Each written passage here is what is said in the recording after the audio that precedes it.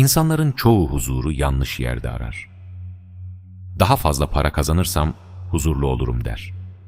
Daha güzel bir eve sahip olursam, daha iyi bir ilişkim olursa, insanlar beni daha çok severse, hayatım düzene girerse.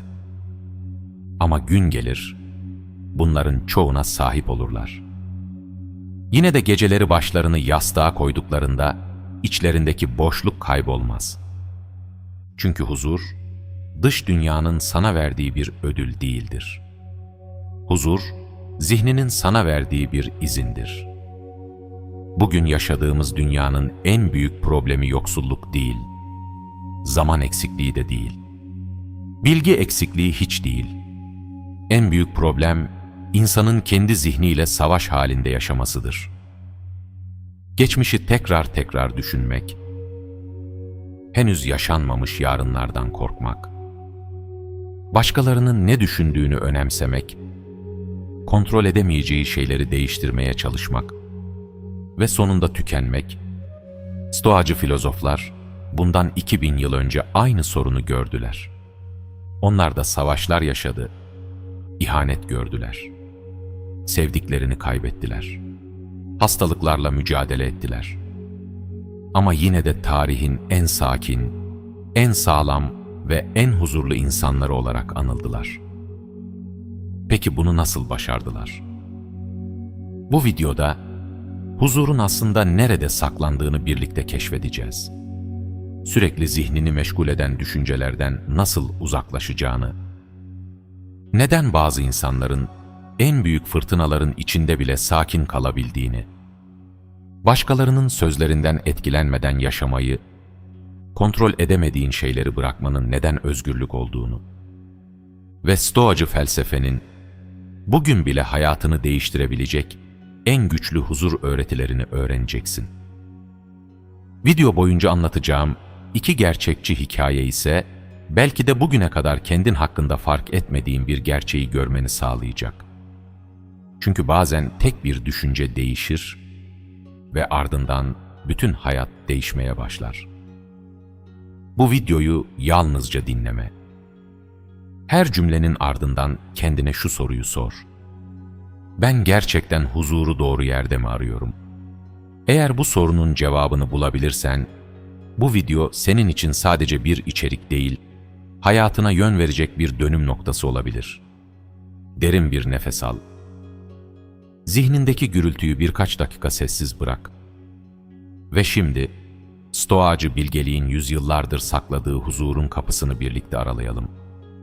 Hazırsanız başlıyoruz. Bir sabah uyandığını düşün. Güneş doğmuş, hava güzel, her şey olması gerektiği gibi.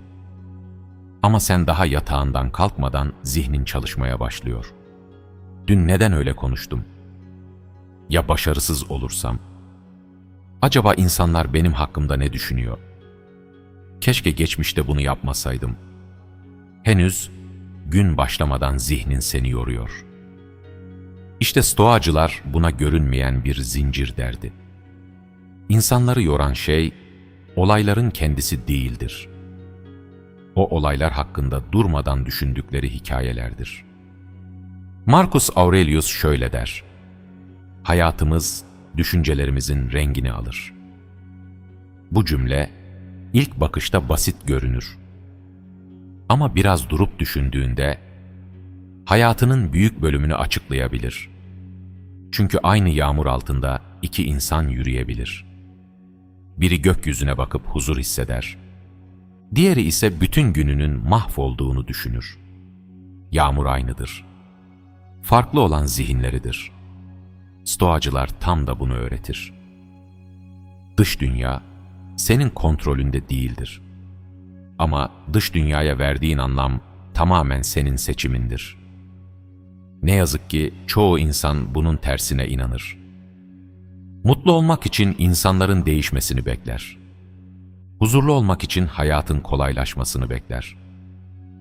Kaygılarının bitmesi için geleceğin kusursuz olmasını bekler. Fakat o gün hiçbir zaman gelmez. Çünkü hayat sürekli yeni problemler üretir. Bir sorunu çözersin. yerine yenisi gelir. Bir hedefe ulaşırsın. Sonra daha büyüğünü istersin. İnsan zihni doyurulması en zor şeylerden biridir. Seneca bunu çok güzel anlatır. Yoksul olan, az şeye sahip olan değil, daha fazlasını isteyen kişidir. Düşünsene. Bugün sahip olduğun birçok şey, birkaç yıl önce hayalini kurduğun şeylerdi. Belki istediğin işe girdin. Belki istediğin telefonu aldın. Belki eskiden ulaşılmaz gördüğün birçok şeye ulaştın. Peki neden hala tam anlamıyla huzurlu hissetmiyorsun? Çünkü zihnin yeni eksikler üretmeye başladı. İnsan zihni sürekli bir sonraki şeyi ister. Ve bu yüzden hiçbir zaman bulunduğu anı yaşayamaz. İşte huzurun ilk şartı burada başlar. Durabilmek, sahip olduklarını görebilmek ve zihninin seni sürekli geleceğe sürüklemesine izin vermemek. Stoacılar için huzur, hiçbir sorun yaşamamak değildi. Sorunların ortasında bile zihnini kaybetmemekti. Bir gemiyi düşün. Denizin sakin olduğu günlerde herkes iyi kaptandır. Ama gerçek kaptan, fırtına başladığında belli olur. İnsan da böyledir. Kolay günlerde sakin olmak başarı değildir. Asıl başarı, hayat seni sınarken içindeki sessizliği koruyabilmektir. İşte bu yüzden huzur, sessiz bir odada bulunmaz. Huzur, gürültünün içinde bile sakin kalabilen bir zihinde yaşar. Ve buna ulaşmanın ilk adımı, kendi düşüncelerini sorgulamaya başlamaktır. Çünkü belki de seni mutsuz eden hayat değildir. Sana hayatı anlatan kendi zihnindir. Hayatında seni en çok yoran şeylerden biri nedir biliyor musun? Artık değiştirmenin imkansız olduğu şeyleri, sanki hala değiştirebilirmişsin gibi düşünmeye devam etmek. İnsan zihni garip çalışır. Bir hata yaptığında onu yüzlerce kez yeniden yaşatır. Bir ayrılığı tekrar tekrar oynatır. Söylenmiş bir sözü yıllarca unutamaz. Ve sonunda geçmiş, yaşanmış bir olay olmaktan çıkar. Bugününü yöneten, görünmez bir gölgeye dönüşür. Stoacılar bunun büyük bir tuzak olduğunu söylerdi. Çünkü geçmiş, seni incitmeye devam etmez. Onu zihninde canlı tutan sensin. Bunu anlamak kolay değildir. Çünkü acılar gerçekten yaşanmıştır. Kırgınlıklar gerçektir. İhanetler gerçektir.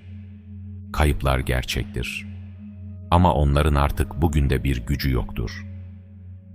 Onlara güç veren, senin her gün onları yeniden beslemendir. Bir düşün. Yıllar önce yaşadığın bir olay, belki o insan artık hayatında bile yok. Belki o şehir değişti. Belki o ev yıkıldı. Belki herkes yoluna devam etti. Ama sen hala aynı yükü omzunda taşıyorsun. Sanki görünmeyen bir bavulu her gün yanında taşıyor gibisin. Ve en acı tarafı şu, o bavulu sana taşıtan kimse yok. Kendi ellerinle bırakmıyorsun. Epiktetos şöyle der: seni rahatsız eden şey olaylar değil, onlar hakkındaki yargılarındır.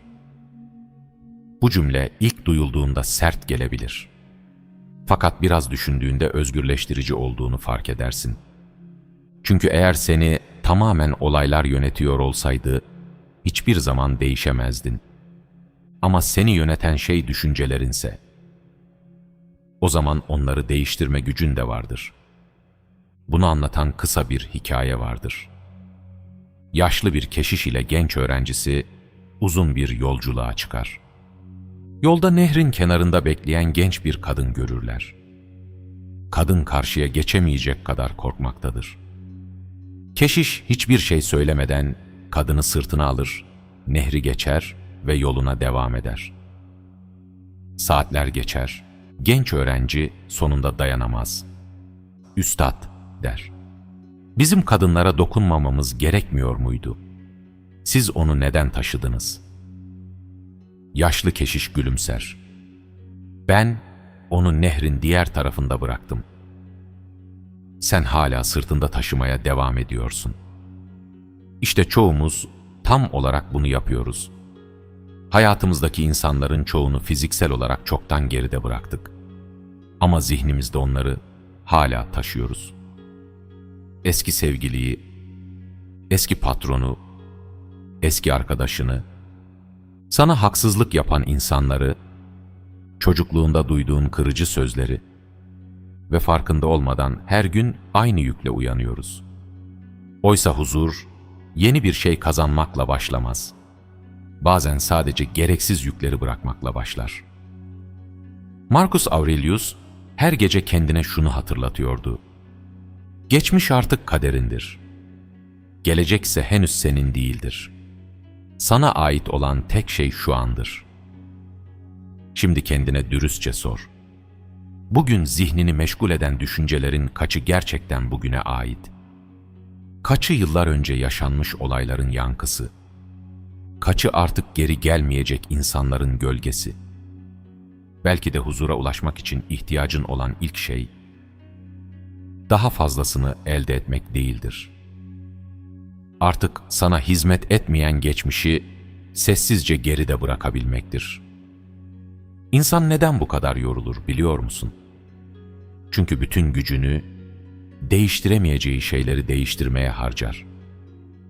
Bir insanın seni sevmesini, herkesin seni anlamasını, hayatın her zaman adil olmasını, geçmişin farklı olmasını, zamanın geri gelmesini, bunların hiçbiri senin elinde değildir. Ama buna rağmen zihnin sürekli bunlarla mücadele eder. İşte bu yüzden huzur, birçok insan için ulaşılamaz görünür. Çünkü yanlış savaşın içindedir. Epiktetos'un öğretilerinin temelinde tek bir soru vardır. Bu benim kontrolümde mi? Eğer cevap evetse, bütün enerjini ona ver. Eğer cevap hayırsa, onu bırak. İlk başta bu düşünce sana fazla basit gelebilir. Fakat gerçekten uygulamaya başladığında hayatının değiştiğini hissedersin. Çünkü fark edersin ki, bugüne kadar seni tüketen şeylerin büyük kısmı zaten senin kontrolünde değildi.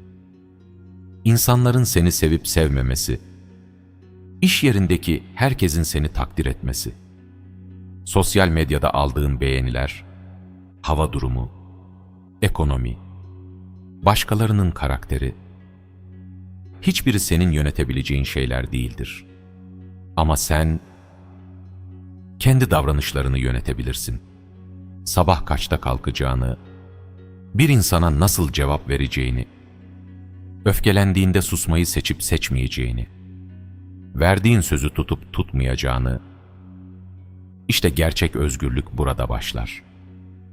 Marcus Aurelius şöyle der: dış olayların üzerinde gücün yoktur.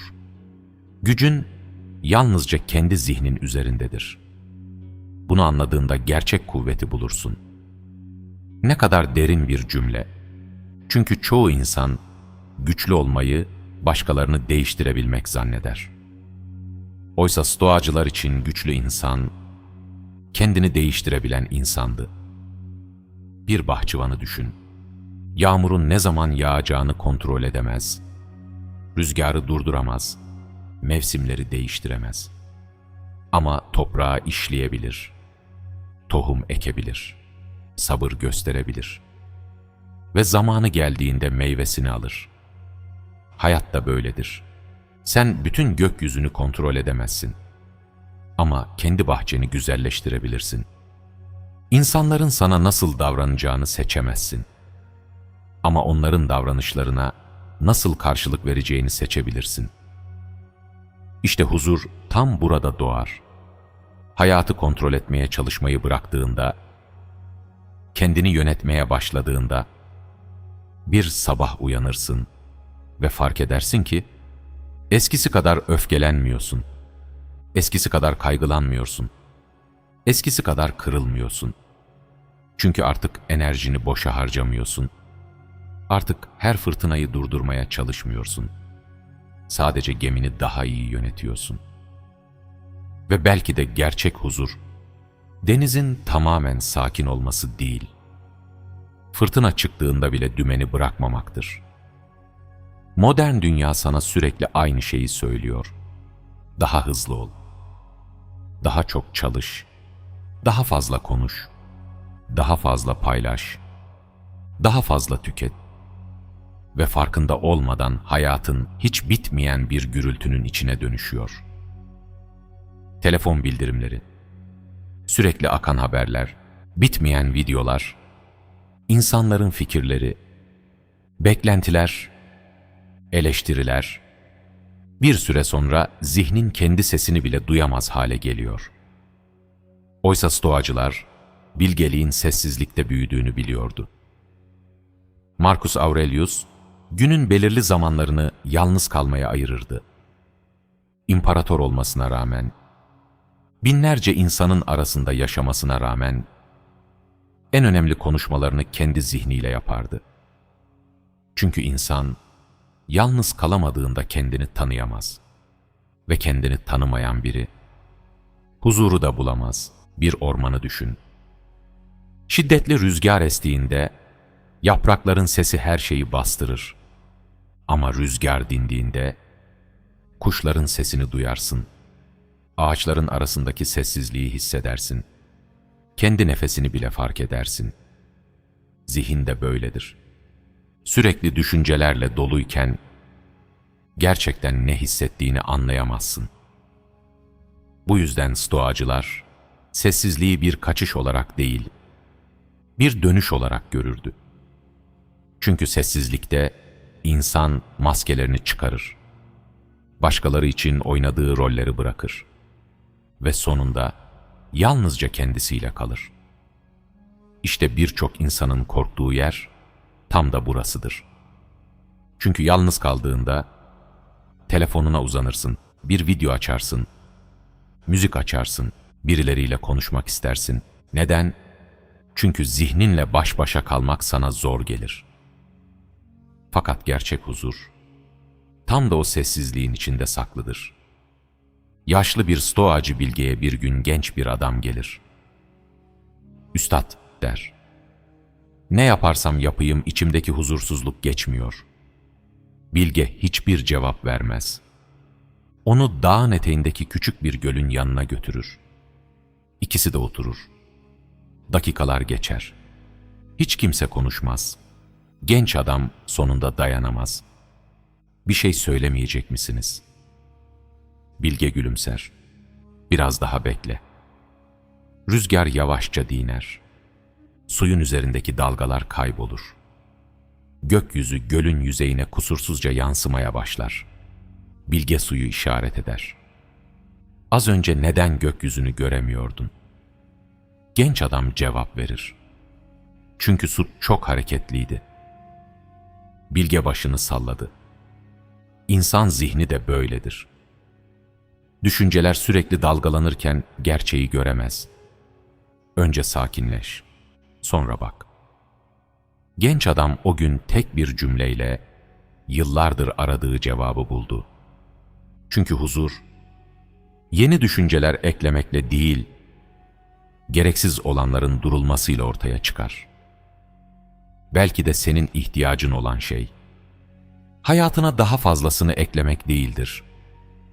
Belki sadece bir süre hiçbir şey yapmadan oturabilmektir. Sessizlik, sandığından çok daha fazla şey anlatır.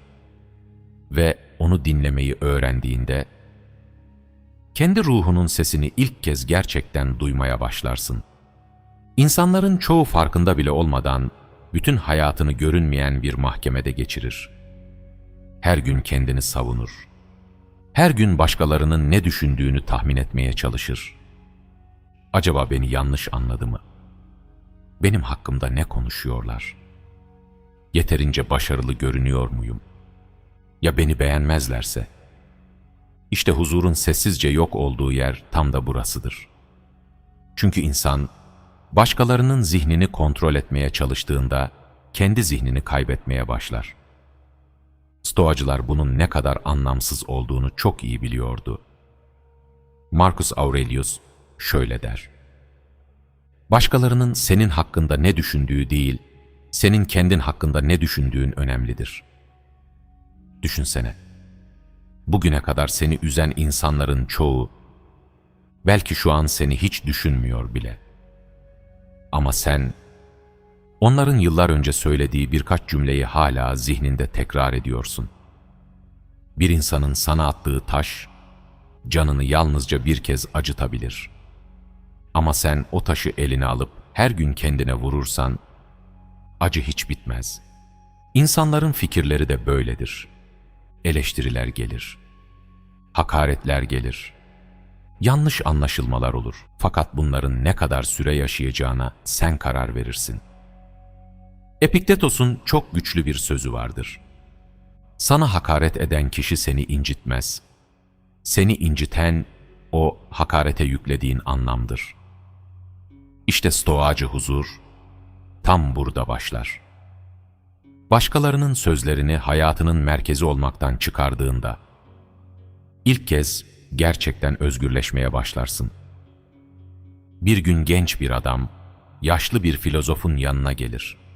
Öfkeden titriyordur. "Bütün şehir benim hakkımda konuşuyor," der. "Bana haksızlık ediyorlar. Onlara nasıl cevap vereceğimi bilmiyorum." Yaşlı filozof, hiçbir şey söylemeden eline ağır bir taş verir. "Bugün bunu yanında taşı." Genç adam taşı alır. Saatler geçtikçe omzu ağrımaya başlar. Akşam olduğunda tekrar filozofun yanına gelir. "Artık taşıyamıyorum," der. Filozof sakin bir şekilde sorar: "Peki neden bırakmadın?" Genç adam şaşırır. "Çünkü bana siz verdiniz." Yaşlı adam gülümser. "Ben taşı verdim. Ama onu bütün gün taşımayı sen seçtin." Sonra ekler: "İnsanların sözleri de böyledir. Onları duyabilirsin. Ama yanında taşımak zorunda değilsin." Genç adam uzun süre sessiz kalır. O gün anlar ki, özgürlük, kimsenin seni eleştirmemesi değildir. Özgürlük, eleştirilerin artık içinde yaşamamasıdır. İnsanlar konuşacaktır, seni övecekler. Sonra eleştirecekler. Bir gün alkışlayacaklar. Ertesi gün unutacaklar. Çünkü insanların fikirleri rüzgar gibidir. Sürekli yön değiştirir. Eğer hayatını onların alkışlarına göre kurarsan, sessizliklerinde de yıkılırsın. Bu yüzden stoacılar tek bir insanı memnun etmeye çalışırdı: kendilerini. Çünkü gece başını yastığa koyduğunda, sana eşlik eden tek kişi yine sensin. Ve belki de gerçek huzur, herkes tarafından sevilmek değil, kendi vicdanınla barış içinde yaşayabilmektir. Şimdiye kadar birlikte uzun bir yol yürüdük. Geçmişi konuştuk, kontrol edemediklerini konuştuk, sessizliği konuştuk, başkalarının düşüncelerini konuştuk. Fakat bütün bunların altında tek bir gerçek yatıyor. İnsan huzuru dış dünyada aradığı sürece, onu hiçbir zaman tamamen bulamayacak. Çünkü dış dünya sürekli değişir. Bugün hava güzeldir, yarın fırtına çıkar. Bugün insanlar seni alkışlar, yarın seni eleştirir. Bugün sağlıklısınızdır, yarın beklenmedik bir hastalık kapını çalabilir. Bugün planların yolunda gider, yarın her şey değişebilir. Eğer huzurun bunlara bağlıysa, hayatın da sürekli iniş çıkışlarla dolu olacaktır. Ama stoacılar bambaşka bir yol seçti. Onlar huzuru değişmeyen tek yere yerleştirdi: kendi karakterlerine. Marcus Aurelius'un en güçlü düşüncelerinden biri şuydu: ruhun kendi içine döndüğünde huzuru bulur. Ne kadar sade ama ne kadar derin. Çünkü insan yıllarca dışarıda aradığı şeyi aslında içinde taşır. Bir aynayı düşün. üzeri tozla kaplandığında kendini göremezsin. Ayna bozulduğu için değil, üzeri kapandığı için. İnsan ruhu da böyledir. Öfke, korku, kıyaslama, pişmanlık, bitmeyen beklentiler, bunlar ruhunun üzerindeki toz gibidir. Stoacılık sana yeni bir ruh vermez. Sadece o tozu temizlemeyi öğretir. İşte bu yüzden gerçek huzur, bir yere ulaşınca başlamaz. Bir şeyi satın alınca başlamaz. Herkes seni anlayınca başlamaz. Gerçek huzur, artık kendinle kavga etmeyi bıraktığında başlar. Belki bugün hayatındaki hiçbir problem çözülmeyecek. Ama sen değişmeye başladığında, problemlere bakan kişi değişecek. Ve bazen, değişmesi gereken tek şey budur. Çünkü aynı fırtınaya bakan iki insan, bambaşka şeyler görebilir. Biri yalnızca karanlığı görür. Diğeri ise yağmurun toprağı nasıl beslediğini fark eder. Hayat aynı hayattır. Farklı olan, o hayata bakan zihindir. İşte stoacılık, sana yeni bir dünya vaat etmez. Sana, dünyaya yeni gözlerle bakmayı öğretir. Ve belki de yıllardır aradığın huzur, hiçbir zaman senden uzakta değildi. Sadece zihnindeki gürültünün arkasında sessizce seni bekliyordu. Bir gün bütün insanlar seni yanlış anlayabilir. Bütün planların bozulabilir. Hiç beklemediğin zorluklarla karşılaşabilirsin. Ama eğer kendi zihnini yönetmeyi öğrendiysen, kimse senin içindeki huzuru senden alamaz. İşte gerçek özgürlük budur. Ve gerçek huzur da tam burada başlar. Belki bu videonun sonunda hayatındaki bütün sorunlar bir anda ortadan kalkmayacak. Belki yarın yine aynı iş yerine gideceksin. Yine aynı insanlarla karşılaşacaksın. Yine çözmen gereken problemler olacak. Ama eğer bugün tek bir şeyi değiştirebilirsen, o da olaylara bakan zihnin olsun. Çünkü stoacılar bize şunu öğretti.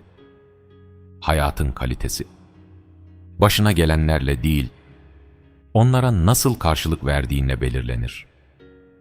Belki de yıllardır aradığın huzur, yeni bir şehirde değildi. Daha fazla parada değildi. Başkalarının seni onaylamasında da değildi. Belki huzur, kendini olduğun gibi kabul edebildiğin o sessiz anda saklıydı. Ve unutma, huzurlu insanlar, problemsiz insanlar değildir. Huzurlu insanlar, problemlerini yönetmeyi öğrenmiş insanlardır. Bugün bu videodan yalnızca tek bir düşünceyi yanında götürmeni istiyorum. Huzur, dış dünyayı susturmak değil, içindeki gürültüyü sakinleştirmektir. Eğer bu video sana iyi geldiyse, yorumlara sadece şu iki kelimeyi yazmanı istiyorum. Huzuru seçiyorum. Belki bu iki kelime yalnızca senin için değil, bu videoyu izleyen ve aynı arayış içinde olan başka bir insan için de umut olur. Eğer stoacı felsefe, zihinsel güç ve iç huzur üzerine hazırladığımız bu yolculuğa devam etmek istiyorsan, kanala abone olmayı ve bildirimleri açmayı unutma. Bir sonraki videoda yeniden buluşmak dileğiyle, huzur seninle olsun.